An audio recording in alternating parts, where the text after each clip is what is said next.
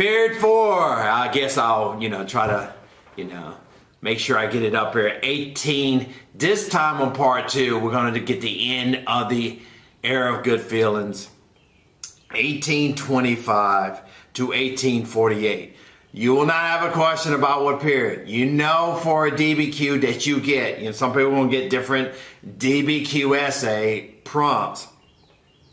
You have to recognize the context of what's going on in history at the time. What is going on at this time? So, part 2 here is Jacksonian democracy. Anytime you see the years around or dates or things of that nature or events between 1825 to 1848-ish or something like that, you think of Jacksonian democracy. And of course, you say, Mr. Price, you idiot, Jackson only served from 1829 to 1837. Correct. But it's all encompassing in here of what is Jacksonian democracy. You have to know this. This should be your Brown versus Board of Education. This should be your Marbury versus Madison. Don't get tripped up on this. Even if you don't get a question about this on May 15, you should know this to give any type of historical context in the mid-19th century. You have to know Jacksonian democracy and what it means. You have to, and I'm putting up here all the things, and it's quite a bit in a way that I'm putting up here because students get confused and they hear the name and the phrase and you do not know what it means. You don't know what's synonymous to Jacksonian democracy during this time. What is going on? You should have this down pat. And what is this? Is the expansion of democracy. You have universal, white manhood suffrage. Property qualifications are being lessened or they just get rid of them. You don't have to know this, but really of eligible voters in 1824 was about 27%. By 1840 of the election of, William Henry Harrison over, Henry Clay, you're talking about, well, not over Henry Clay, so they're both Whigs there like that. So over Martin Van Buren, my apologies, was 80%. 80% of the eligible voters are voting there. Tremendous for the lessening of the kind of qualification, the growing democracy up here. So you're having, and I'm going to have a lot of these things up here, and I'm just speaking on the go. So not only that, you had the beginnings here of that you have not King Caucus anymore, but now the idea of conventions that people meet together to kind of select their candidates. You have now more voting for a representative, voting for an elector, than being appointed. This expansion of democracy. You have now party system being accepted. You have now active campaigning, maybe not by the presidential candidates themselves because it's a little bit taboo. Still, at this time, you don't get that until really the 20th century, that, people go out here and start having these massive campaigns earlier. And I'm talking about early for them is October, like that, in this, for campaigning, and it becomes very competitive between parties here. And again, we had the birth of the Whig Party, which is kind of really the, rebranding of the Federalist Party here. So you have all that in here. And westward expansion is definitely encouraging democracy. Spoils system is kind of replacing permanent government offices. This is the beginning of patronage. It has a good and bad side. The good side is that you should reward your supporters. You should have somewhat of a turnover in government. The bad thing is this kind of corruption, appointing people that may not be qualified. It's not based on some kind of meritocracy in here. But to the victor goes the spoils. All this is synonymous with and this, I think it's the last thing I put up here, with something that's called, when Jackson is elected president, and during this time, it's the common man's era. So all that should be tattooed, stamped into your brains, because this is what you see, this expansion, or you could almost say how we label explosion of more opportunities into being involved in the political process. And again, this is really white males for sure, but as opposed to England, which has 10% participation even in the mid 19th century, and we're having like, 90% eligible, like white males can vote. That's tremendous, and we're really taking leaps and bounds ahead of the world, and are expanding, like, people, participating in, our electoral process. Pretty amazing here, and you did in really kind of opposition of the kind of like, with the fears of democracy, the mob rule, and the kind of, again, well, the people are stupid and illiterate, they don't know, so they need their own property, whether that be land or some type of, farm equipment or some type of things, their house or whatever, to qualify. So you really have this. And I'm emphasizing this probably because it's number one, because if you don't learn some of the other stuff that's going over, learn number one. All right, so make sure that you have that down. And some of you are like, Mr. Price, I have that down. I know how it's labeled in different ways. I know all about, like, Jacksonian democracy and what it will do, what it will expand. And just because Jackson served between 1829 to 1837, you can still kind of, in context to like events leading up to the Civil War or what was happening here during this, during this time in the mid 19th century, call it the era of Jacksonian democracy. Even other presidents say here, Harrison, Tyler, Polk, Quincy Adams. It doesn't matter. Just this is known as the Jacksonian era or Jacksonian democracy. Very good. Major movements and influences that I will talk about a little bit later. Second Great Awakening, Manifest Destiny, really part one, to kind of the beginnings of this Manifest Destiny here. And you get westward expansion and more intense sexualism, because you see this with the Second Great Awakening. I'll talk more about that. All right, I'll come back for these 4 examples. Now, the presidency of Andrew Jackson. Let's just say you want to remember something. You remember the big 3 in the presidency of Andrew Jackson, not the Peggy Eaton affair. You don't need to know about that. You don't really know about his kitchen cabinet, and his election of 1821 was very, very like harsh and very cruel and a lot of name calling. But the big 3, the big 3. The big 3. All right.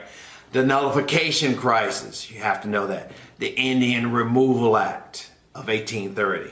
All right, so nullification crisis really starts before Andrew Jackson's presidency, but don't worry. He's going to be involved in trying to enforce it, trying to preserve the Union, and into the debate between him and Calhoun.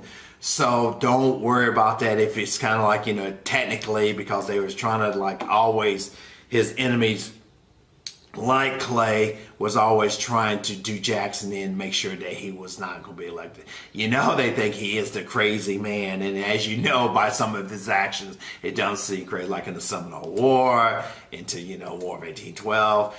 Andrew Jackson does have street cred, as I always want to say. He's definitely a war hero. He's definitely someone who puts himself on the front lines. He's, as we know, and he's ready to fight or duel at any time, even though it was not as many duels as we would like to think so. But anyway, I know you say, "Oh, get back to the big 3, Mr. Price." Like, well, it's good. That's why I take my time. It takes a lot of time to annotate these things to make sure that it's up there and that you get this down here of what debate. And the last thing, of course, is the bank war. All right, it really kind of starts in the election of 1832.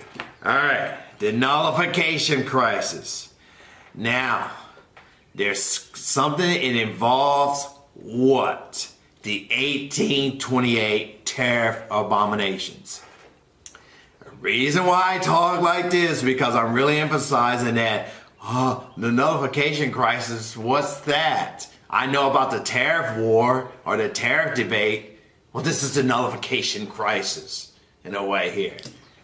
All right, in a sense here, you got from the American system, 1816, you've got a tariff. It's 24%. You know, you're trying to again, it seems like it favors the North and some of the Western territories in the States here as far as having these high tariffs, and it increases to 37%, 1824, and then finally to the abominable 45% in 1828. Calhoun is already writing in the South Carolina Exposition that, hey, states' rights, states' rights. This is the thing that you have to remember, and it's up here. It's more about a states' rights debate, foreshadowing the slavery debate in pre-Civil War. So that's where you get the context of this.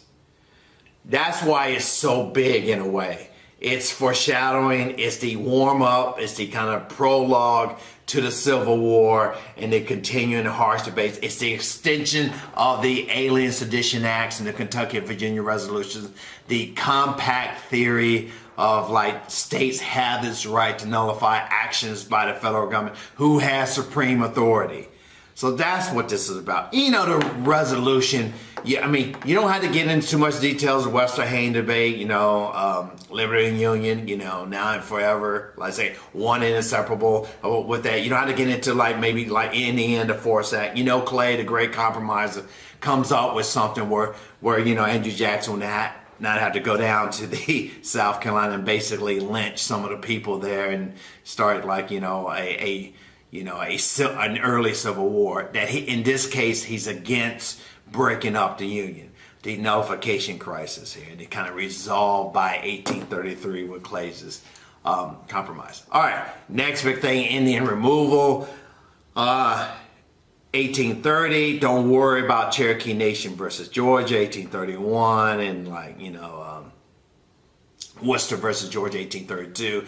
Just knowing that Jackson's motivation, in his way, he's being altruistic and he has sincere motives, that he's saving the Cherokee people by giving them to the Oklahoma Territory and the other so-called civilized tribes, and I kind of get uneasy calling them, bestow that kind of even nickname upon them.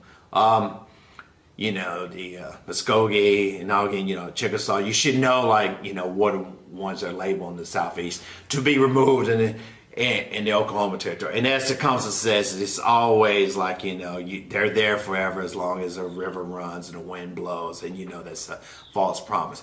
Begins this kind of what we kind of come known as the Trail of Tears, kind of the apex, which is in 1838, 1839, post-Jackson's presidency, you into Martin Van Buren's kind of presidency, where they're kind of the mass, forced migration event of the Cherokees going to Oklahoma Territory, where hundreds just die again on the trip. So that's what it kind of leads up to, and this is going to be the pattern. These kind of forced migrations and expulsions from Indian Territory, forced treaties that leaders must sign, and they don't really not representative of the nation or tribal group to serve. We saw that in the We Shall Remain video, if you want to go back to. Third big thing, of course, is the bank war, if you want to say that. It's not a literal war, the bank crisis. And it's that Jackson is going back to states' rights. Jackson is going back to protection of the kind of being the common man's champion.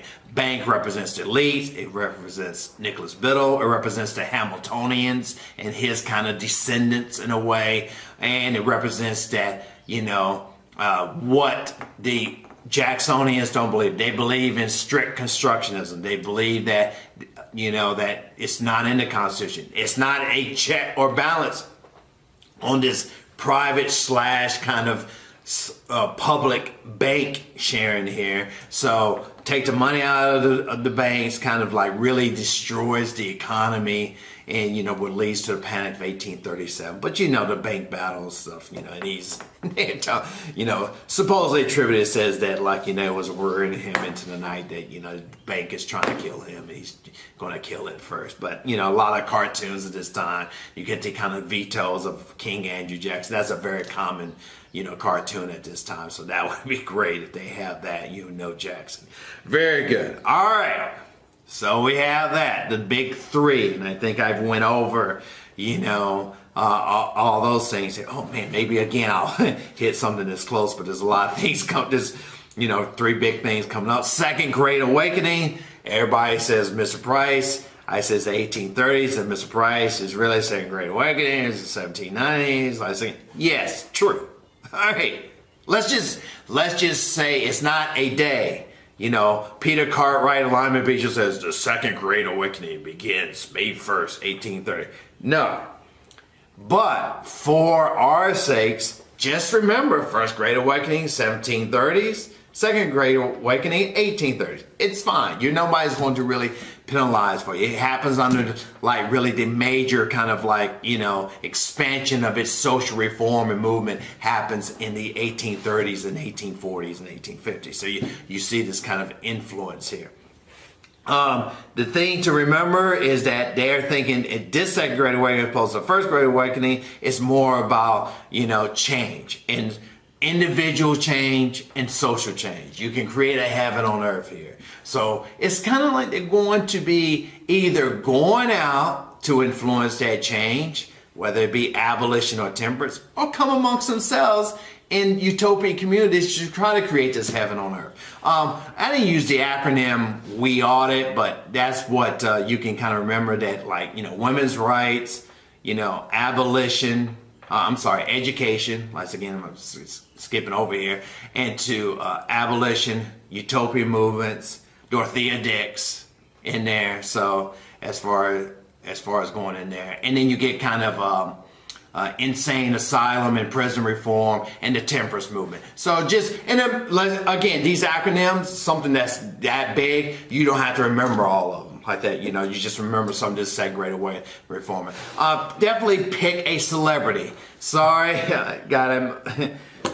I know, it's the Douglas, the Johnny True. I'm getting a little depressed because the thing about all the abolitionists, Elijah Lovejoy, William Steele, other people like Lucretia Mott, Lucy Stone, all kinds of reformers, Emma Willard, like again, and oh man, it just really, I pick a celebrity though for a push test for May 15th, and make sure you know the stance and the Anthony's, the Douglas, and the William Lloyd Garrisons, okay? And just pick one of those and make sure you know one or two of those for sure. Also too, I kind of add on this, make sure you know Clay, Calhoun, and Webster. Maybe you don't have to delve deep into them, but they're just really kind of prominent, congressmen during this time and statesmen involved into a lot of the historical context events up here. All right, cool. Class A, Manifest Destiny, influence expansionism. All right, influencing migration, Mormons, the Germans, the Irish, all kinds of immigrants coming over, and influence the intense sexualism, which I said I'll spend more part about the expansion of slavery. Will it, go into territories that span out west? Like who wants to gain more political power?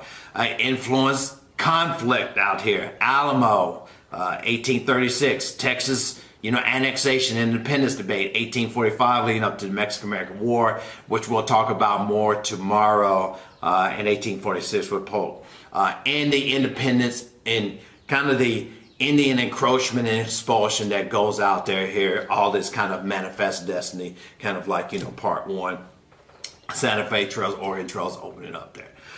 Bam! I think I got through this, even before it just automatically turned off on me. So guys, please, what you need to know,